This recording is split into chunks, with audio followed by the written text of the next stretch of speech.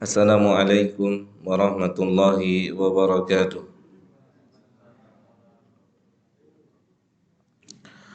Alhamdulillahi rabbil alamin. Wassalatu wassalamu ala rasulillah wa ala alihi wa ashabihi wa man sara ala nahjihi ila yaumiddin. Amma ba'd. Alhamdulillah, segala puji milik Allah Subhanahu wa taala yang dengan nikmat yang Allah berikan pada kita semua bisa melakukan aktivitas ibadah yang kita tanpa pertolongan dari Allah tidak bisa melakukan satupun dari aktivitas ibadah.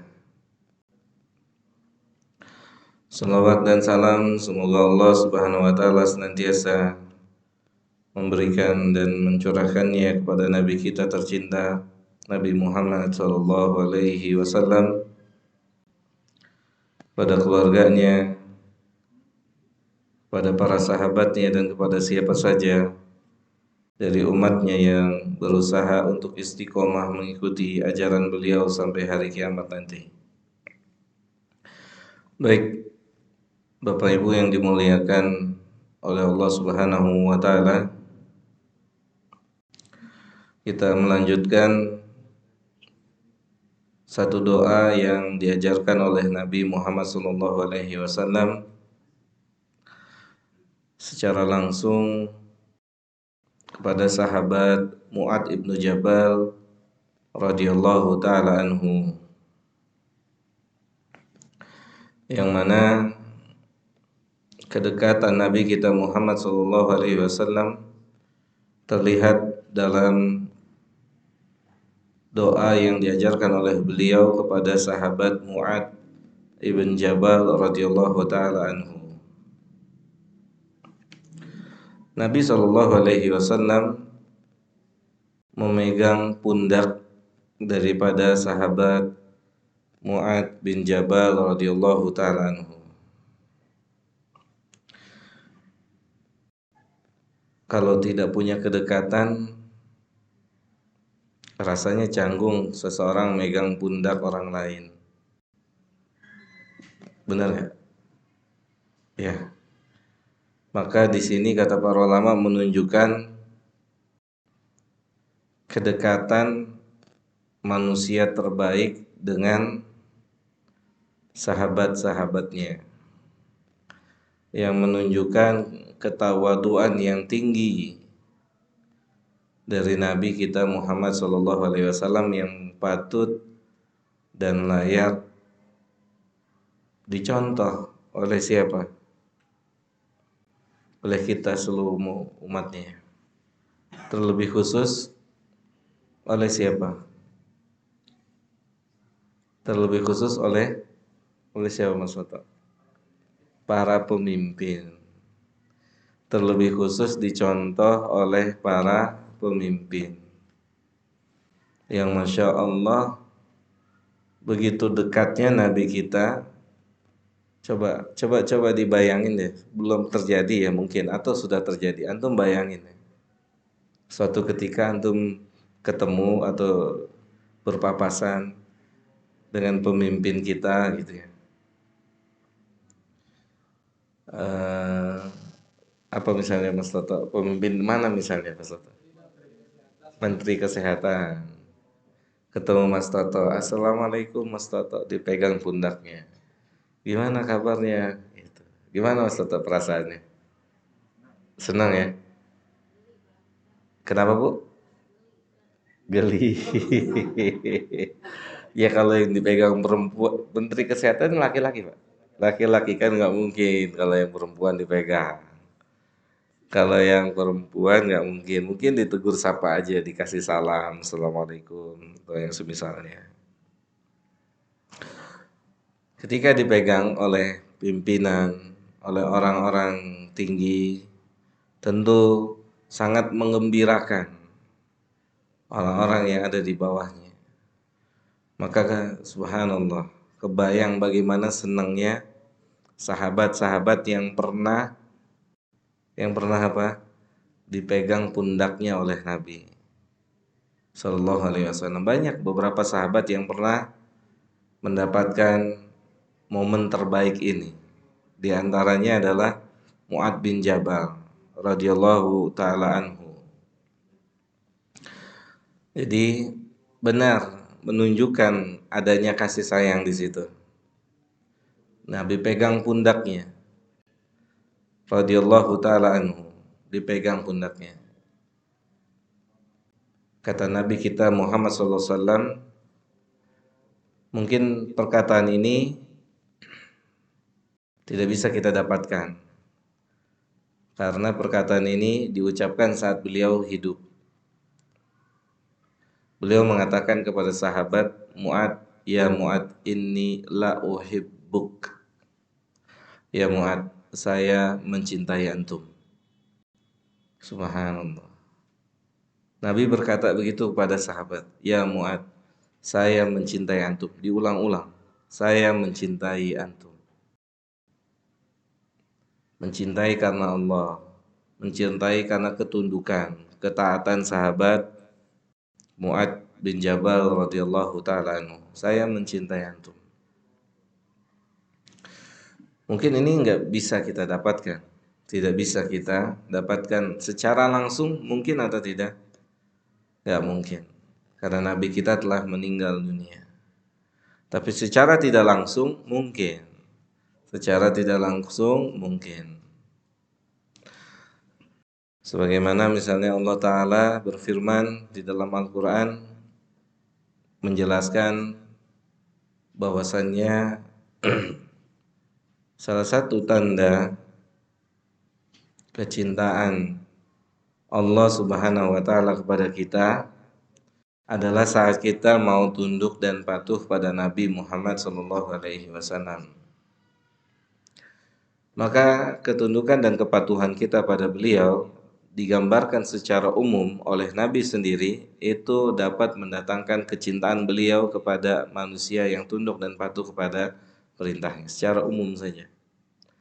Adapun secara khusus diucapkan oleh beliau sudah tidak mungkin.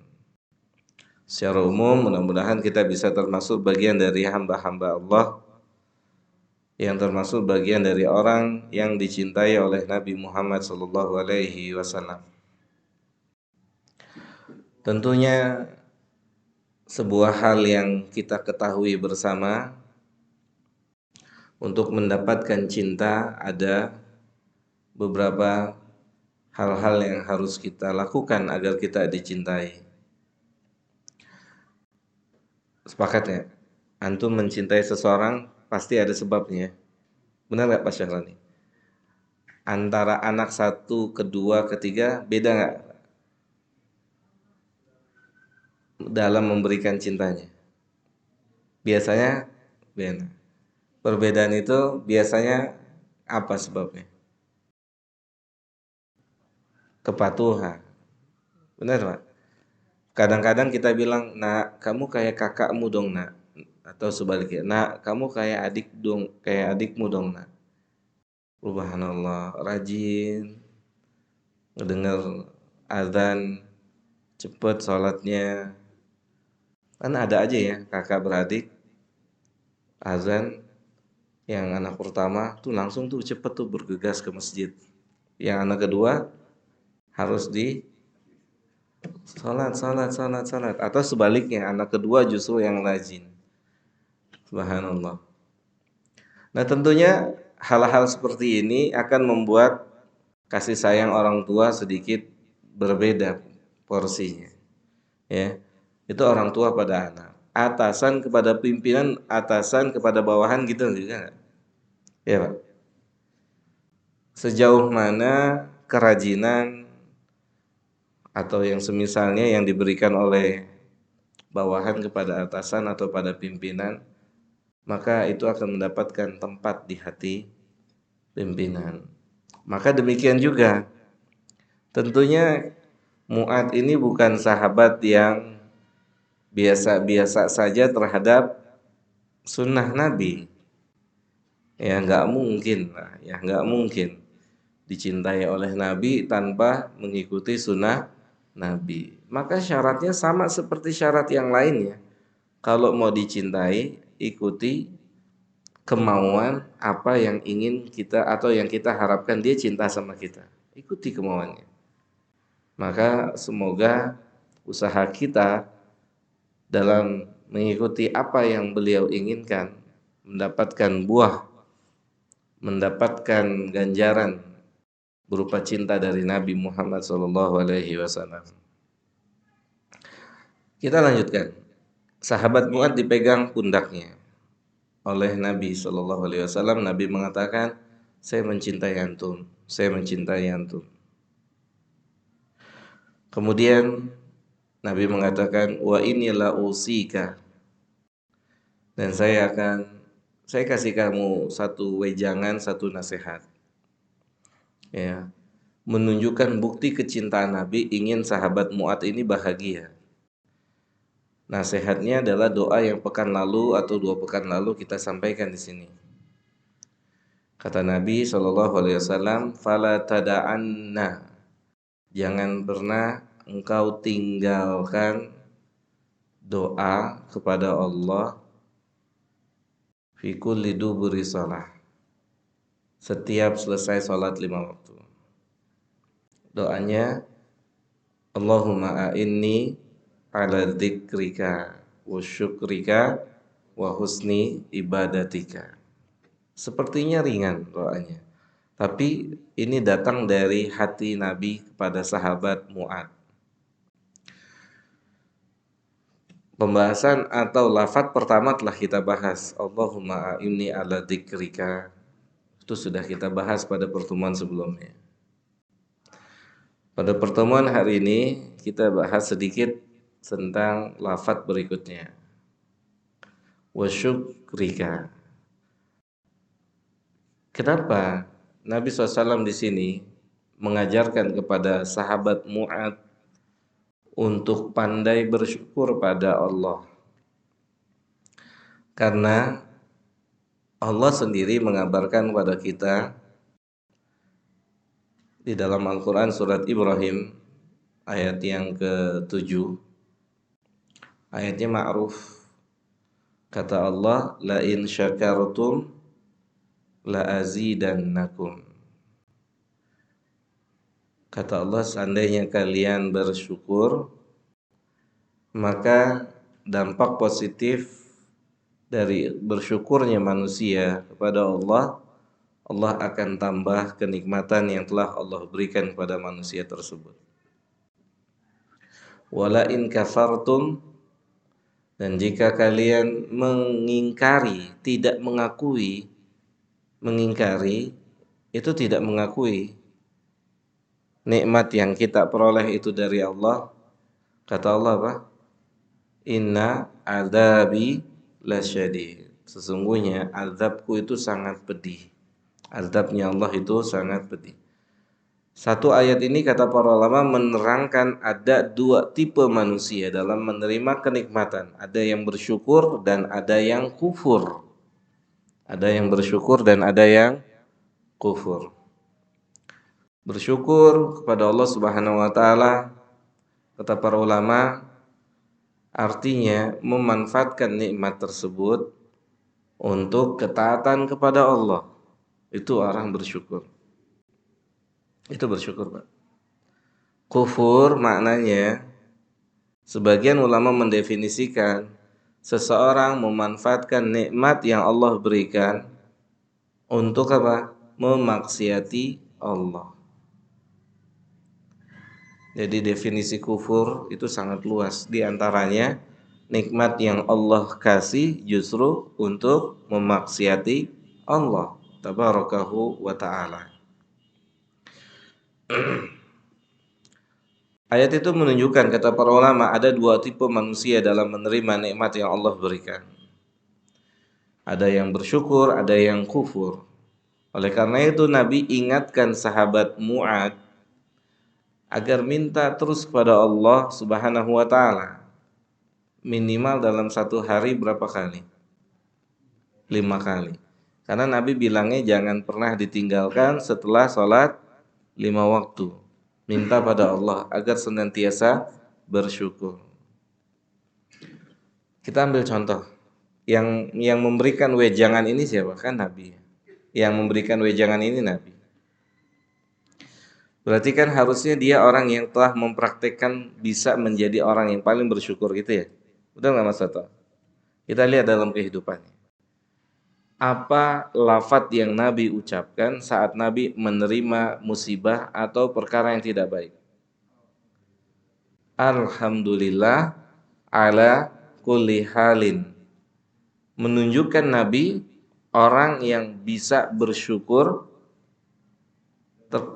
bersyukur saat apa? Dalam segala keadaan. Nabi mengatakan kepada sahabat Mu'ad agar Mu'ad minta tolong pada Allah agar dibantu bisa bersyukur pada Allah. Mas, biasanya keumuman manusia bersyukur saat apa Mas Toto?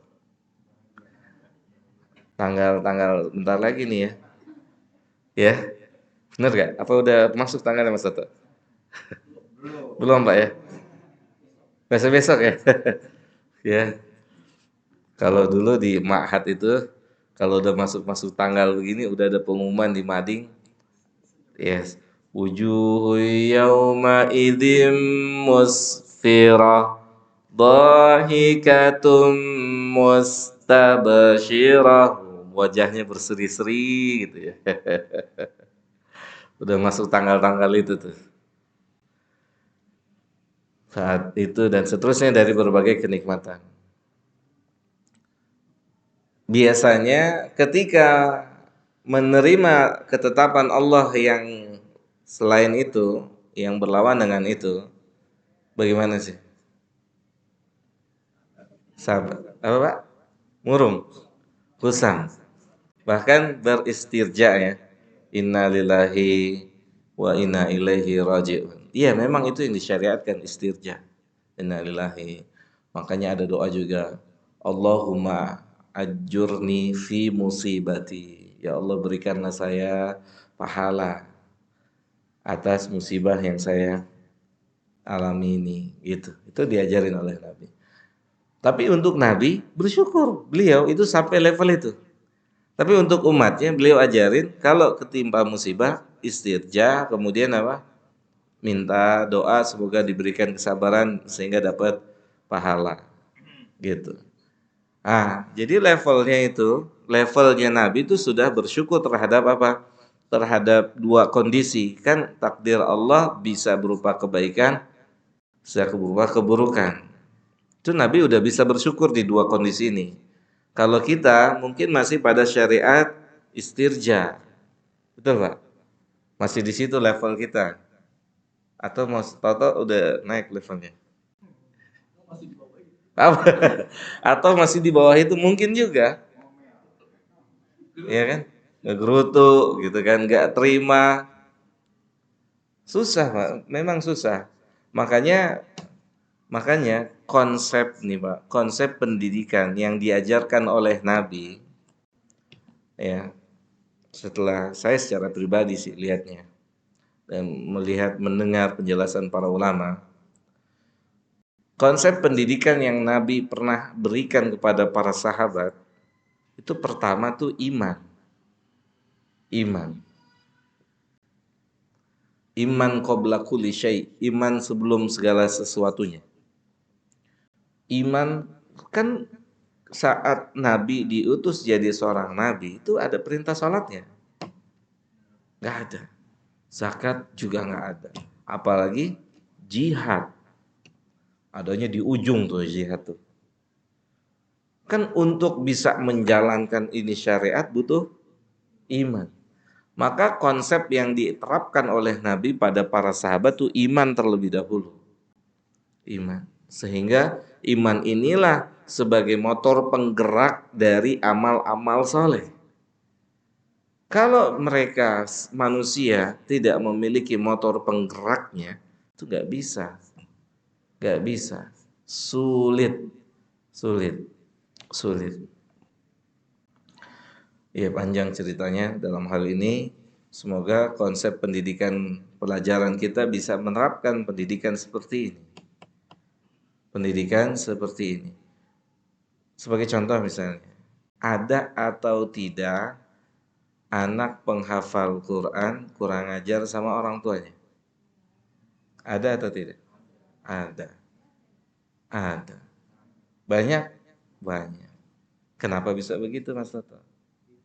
Fitrah pendidikannya, proses pendidikannya, gitu. Target pendidikannya, target pendidikannya. Profil Nabi tentang Quran apa? Kita ini sekarang ini takjub dengan Quran apa? Kata Ibnu Umar nih, takjubnya kita manusia akhir zaman itu, takjubnya dengan Quran apa? Dengan bacaannya. Betul, dengan bacaannya. Walaupun praktek hidupnya bukan Quran. Itu Ibnu Umar. Ibnu Umar ngomongnya berapa ribu tahun yang lalu tuh. Dia sempat bicara di zaman itu, dia hidup di zaman Nabi, di zaman para tabi'in. Dia sempat bicara ketakjuban manusia hari ini dengan Quran itu hanya sampai sebatas takjub dengan bacaan yang tanpa salah mungkin dari makhraj hurufnya, sifat hurufnya. Coba lihat, yang dibanggakan dari Quran hari ini apa? Hafalannya. Sahih? Benar nggak Pak Syahrani? Hafalannya. Antum pernah lihat anak antum salat 5 waktu tepat pada waktu? Wah, Al-Baqarah tuh. Ya, Al-Baqarah tuh. Anak antum rajin berinfak bersedekah, Al-Baqarah lagi tuh. Anak antum birrul walidain. Nah, itu. Lihat profilnya Nabi apa? Saat Aisyah ditanya, apa akhlaknya Nabi? Khuluquhu Quran. Artinya Qurannya jadi amal. Kalau hari ini kita bangganya dengan putra-putri kita, bahkan kontesnya apa? Tuh, itu yang ngomong Ibnu Umar. Ibnu Umar ngomongnya sebelum ada kontes hari ini. Ajib ya, luar biasa. Masya Allah. Makanya mudah-mudahan Allah kasih kita semua taufik dan hidayah dalam mendidik diri kita, mendidik putra-putri kita. Ya, jadi Quran itu adalah kalam yang mulia. Semoga kita dihantarkan pada kemuliaan. Kita lanjut. Bersyukur pada Allah Subhanahu wa taala dalam setiap kondisi. Ini adalah satu hal yang harus kita miliki. Yang harus kita punya. Minimal apa? Semangat kita untuk punya rasa syukur pada Allah saat di dunia ini apa? Motivasinya apa? Motivasinya agar nanti saat ketemu Allah kita nggak disalahkan. Kan kata Nabi kita SAW gini, Innallaha idza ahabba qauman ibtalahu. Allah jika mencintai suatu kaum, Allah uji mereka. Allah uji.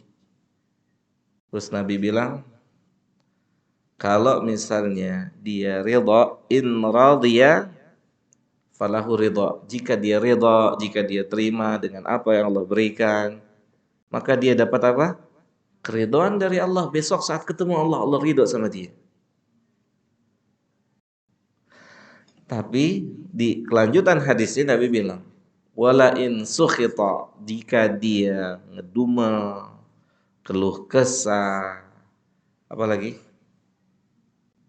yang serupa ya, kalimat yang serupa dengannya, ngegerutu, besok ketemu Allah bagaimana?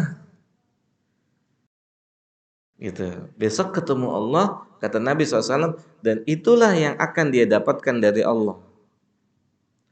Kan yang jadi PR buat kita hari ini, bagaimana bisa bersyukur, ya, bagaimana bisa bersyukur. Atau kalau tidak bisa bersyukur terhadap satu ketetapan Allah, minimal minimal apa?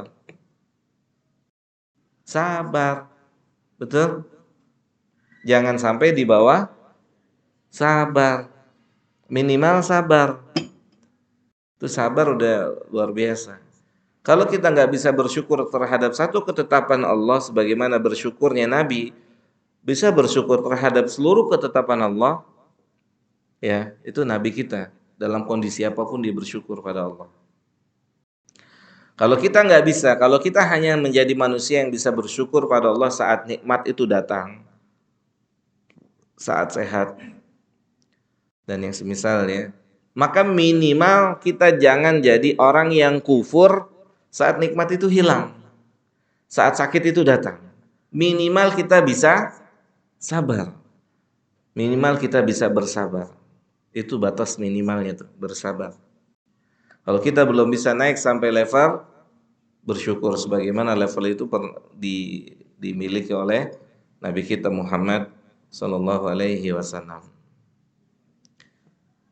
Pernah nggak ngalamin telat keluar gaji, Pak? Pernah nggak? Pernah ya, Pak? Sering, masya Allah. Terus gimana perasaannya? Itu padahal telatnya berapa hari? Sehari 2 hari. Galau nggak? Tergantung ya. Tergantung iman dong. Nyata nggak? Coba iman antum lagi nggak stabil. Lagi nggak stabil kan? Ngegerutu. Ngegerutu nggak? Nggak. Nggak salah lagi. Hah? Itu baru baru satu, itu ujiannya baru itu tuh dari Allah. Subhanallah, subhanallah. Ya, makanya dalam hidup ini kita benar-benar harus tahu Allah uji kita itu dengan dua, kebaikan dan keburukan. Harus tahu itu.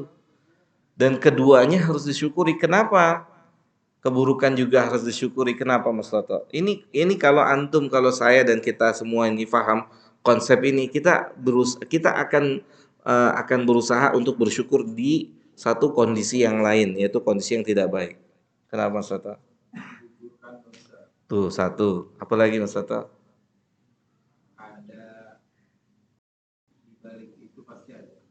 Ada kebaikan yang tidak terlihat, yaitu menggugurkan dosa. Subhanallah, banyak kebaikannya. Bahkan lebih dari kebaikan yang Allah kasih kepada manusia sekarang. Contoh ya, contoh nih ya, real. Saat ada anak di bawah usia balik meninggal dunia, kita bilang apa biasanya? Kasihan ya. Sebagian ya, kasihan ya, masih kecil udah meninggal dunia, singkat usianya.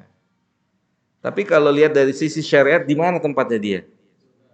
So, perhatikan. Lihat, singkat. Tapi kalau kita lihat dari sisi syariat, di mana tempat dia? Ah, gitu. Subhanallah. Singkat, singkat. Tapi lihatlah dari sisi syariat, dari sisi syariat.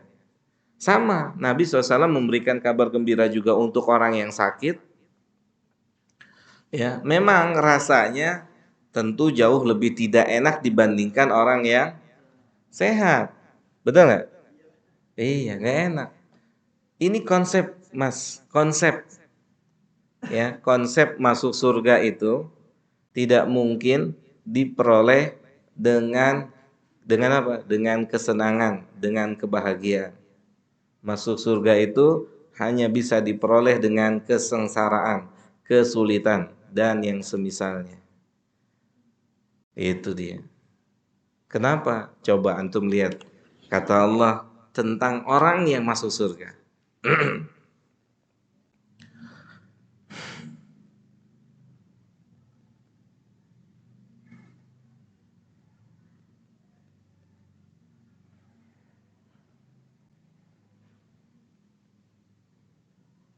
Dalam surah Al-Baqarah ayat 214.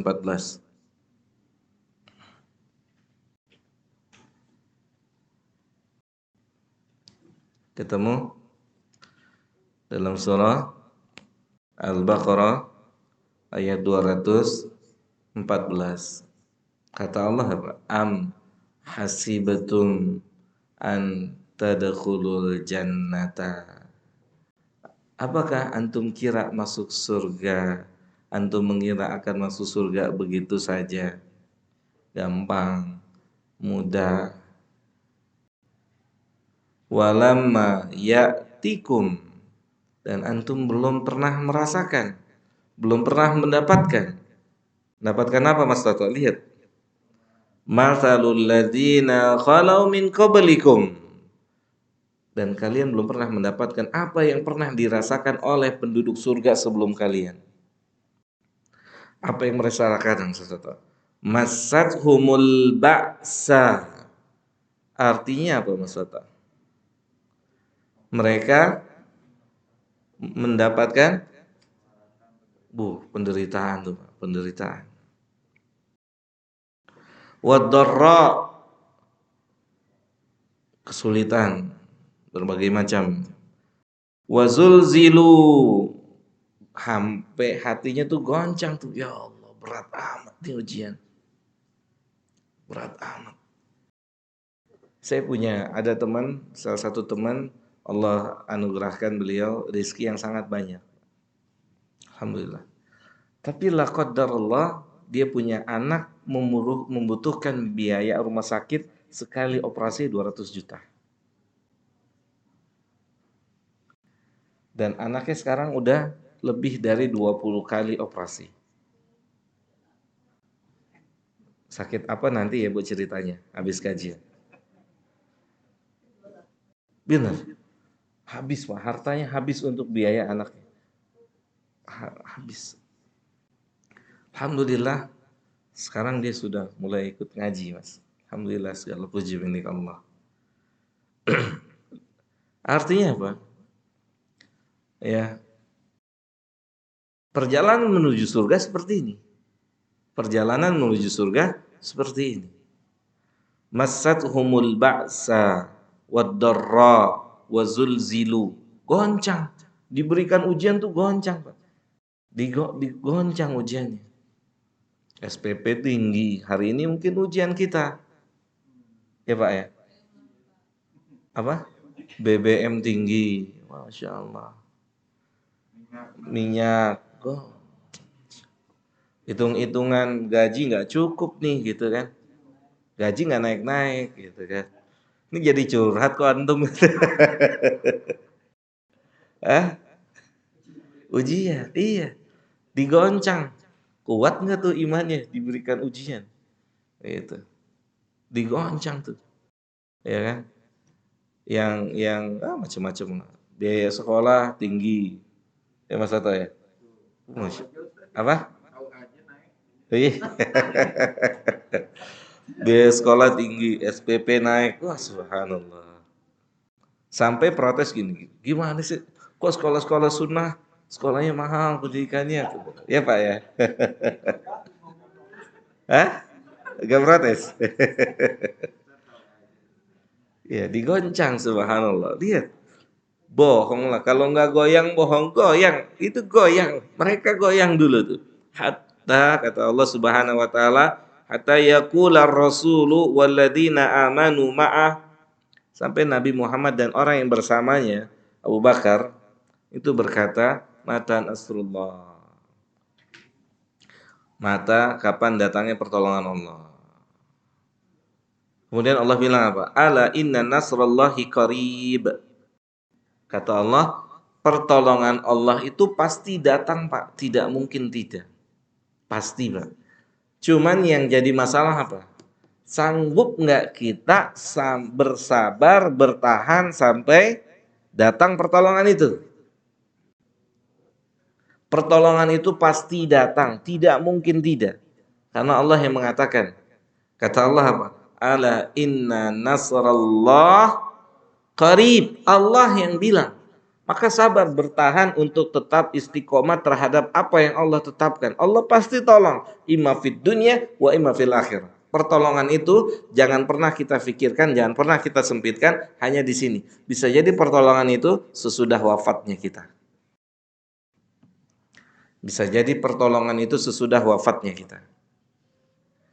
Bisa jadi musibah yang Allah berikan kepada kita itu sampai menghilangkan nyawa kita. Mungkin atau tidak?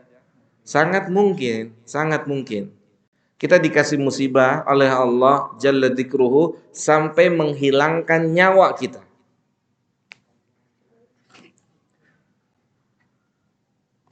Misal orang diberikan musibah berupa penyakit perutnya atau apapun, kemudian sampai dengan penyakit itu dia meninggal dunia. Itulah bentuk pertolongan Allah. Itulah bentuk pertolongan Allah.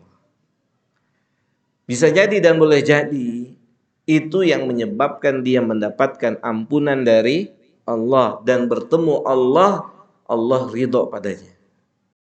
Bukankah yang kita orang awam bilang apa saat kita melihat orang yang sakit keras, orang awam bilangnya apa?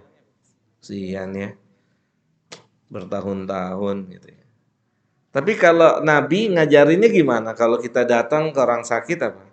Di antara doanya apa? La baksa tohurun tuh. Nabi bilang tohur, tohur mensucikan antum dari dosa. Beda ilmu, beda cara pandang. Gitu Mas Toto. Jadi salah satu konsep yang Nabi ajarkan bagaimana caranya kita bisa bersyukur terhadap satu takdir Allah yang mungkin akan kita rasakan cepat atau lambat. Ketahuilah apa yang Allah tetapkan itu, di balik itu semua ada kebaikan.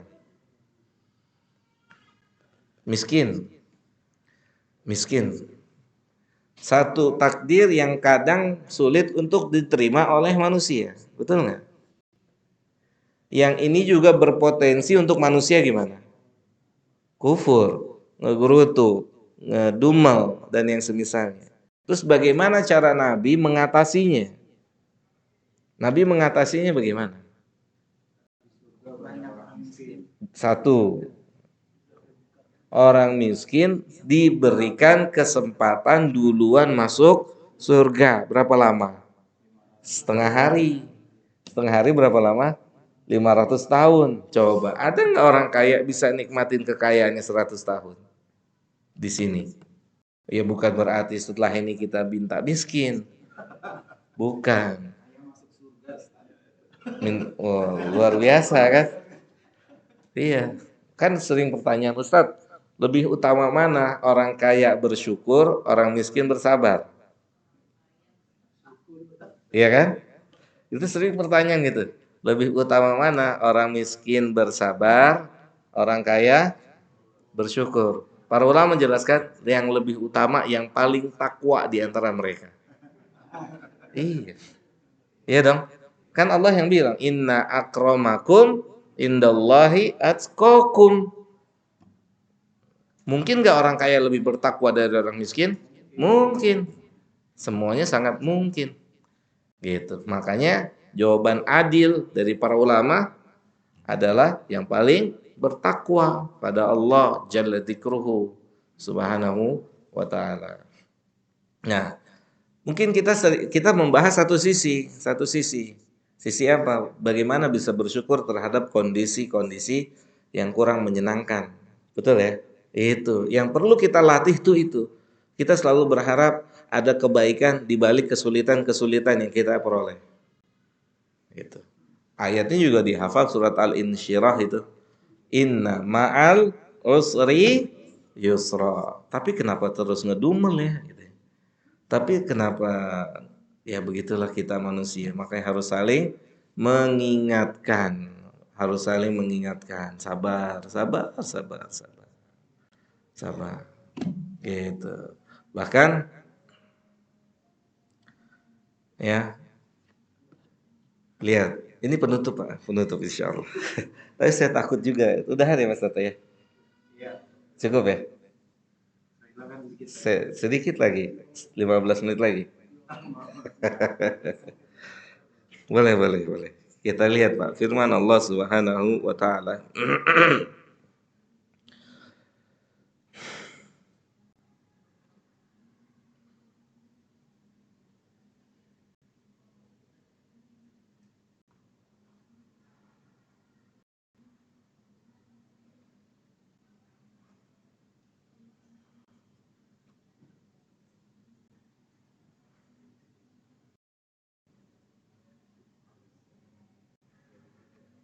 Allah berfirman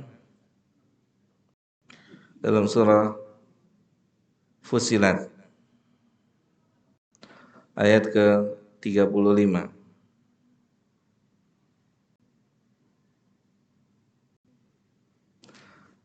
Sebelumnya di ayat 34. Allah berfirman, "Wala tastawi al-hasanatu wala sayyi'atu." Allah membedakan antara keburukan, antara kebaikan dengan kejahatan. Kemudian Allah bilang apa? Idfa' billati hiya ahsan. Maka balaslah keburukan dengan kebaikan.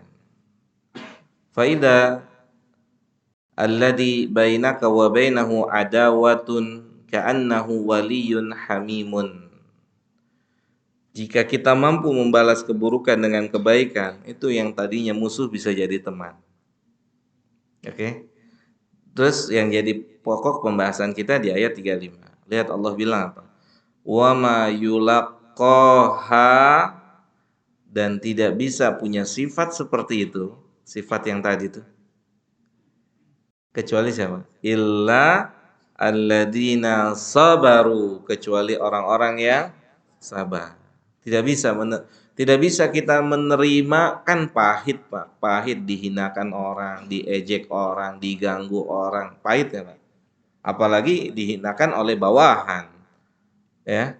Sulit itu untuk sabar, atasan dihina oleh bawahan, sulit ya Pak. Sulit.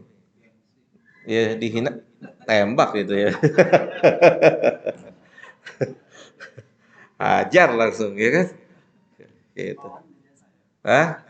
Udah biasa gitu ya, susah gitu. Ini satu kondisi yang sulit ini, satu kondisi yang sulit gitu ya. Itu nggak bisa diterima kecuali orang yang punya sifat sabar. Lihat, kemudian Allah bilang apa? Wa ma yulaqaha illa dzu hadzin 'azimin. Dan tidak akan mungkin orang punya sifat tersebut kecuali orang-orang yang nasibnya baik, beruntung. Jadi yang beruntung tuh siapa Mas Toto? Orang yang Allah kasih sifat sabar. Gitu. Jadi itu konsep juga nih, oh lagi susah, lagi dihina, atau yang semacamnya yang tidak mengenakan, sabar. Ingat firman Allah ini, kalau saya sabar berarti saya orang yang beruntung. Nah, gitu. Ini teori Mas. Prakteknya susah. Apa? Iya. Sabar ya. Jadi nggak usah direspek Pak ya. Tidur. Jadi tidur dari pagi sampai maghrib gitu ya. Ya, intinya sabar. Intinya sabar bagi tidur. Iya memang sih, memang kata Nabi kan gini, kalau kita lagi terganggu nih emosi, diganggu syaitan, kalau kita posisinya lagi berjalan, kata Nabi suruh duduk, diri lagi duduk. Kalau lagi duduk suruh berbaring, kalau berbaring tidur. Gitu. Ya, mudah-mudahan Allah Subhanahu wa taala membantu kita untuk bisa bersyukur kepada Dia dalam setiap kondisi. Saya rasa ini yang bisa saya sampaikan, kurang lebihnya mohon maaf. Wassallallahu ala nabiyyina Muhammadin wa ala alihi wa sahbihi ajmain. Subhanakallahumma bihamdika asyhadu an la ilaha illa anta astaghfiruka wa atubu ilaika. Assalamualaikum warahmatullahi wabarakatuh.